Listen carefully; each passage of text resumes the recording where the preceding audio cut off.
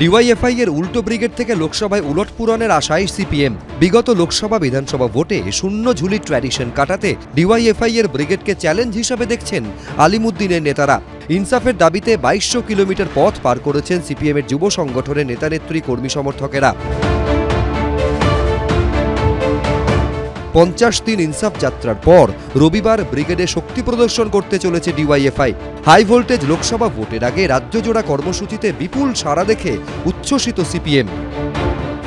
ব্রিগেডও তার ছন্দ খুঁজে পাবে। মাঝখানে যে ছন্দপতন হয়েছে রাজ্যের রাজনীতিতে, সংস্কৃতিতে, শিক্ষায়, সাহিত্যে, শিল্পে, প্রশাসনে, সেই ছন্দপতনকে রোধ করার জন্য যুবরা শপথ নেবে এবং জনগণ তাতে সাথ দেবে।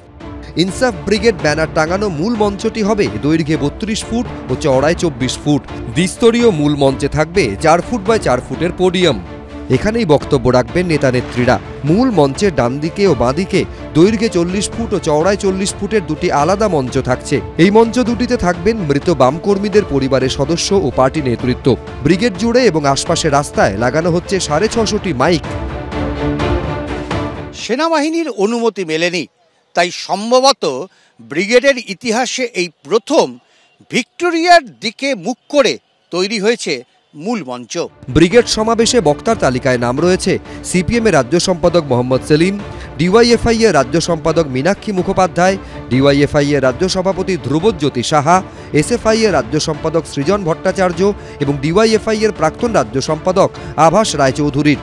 শহরের বিভিন্ন প্রান্ত থেকে ব্রিগেডে আসবে 7টি মিছিল। Sealdah station, Howrah station, Shyambazar, Hazra, Park Circus, Central metro station, Subodh Mullick Square থেকে ব্রিগেড মুখ হবে মিছিল।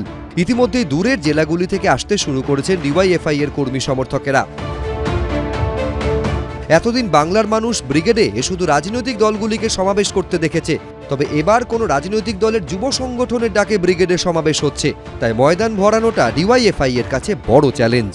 যারা বলছে তাহলে তারা পঞ্চায়েতের ভোটে বিডিওগুলোকে ব্যালট খেতে কেন পাঠিয়ে দিলেন? যদি এতটাই সাহস, কলেজের ভোটগুলো বন্ধ করে কেন রেখেছেন? সমবায়ের যা ভোট হচ্ছে তাতে তো তৃণমূল কুপকাত, বিজেপির তো সেখানে টিকিটই গলে না। 21-এর আগে একটা সভা হয়েছিল, কিন্তু দেখলাম যে একটা এমএলএও বেরোলো না, জিরো হয়ে গেল। শুভেচ্ছা জানাচ্ছি। ইনসাফ করে বেলা করা, আমরা তো ন্যায়ের পক্ষে, আমরা ন্যায় দেবো বাংলার মানুষকে। ব্রিগেড এর আগে 21-এও হয়েছিল, বিরাট বড় ব্রিগেড হয়েছিল, হলো কি ঘোড়ার ডিম।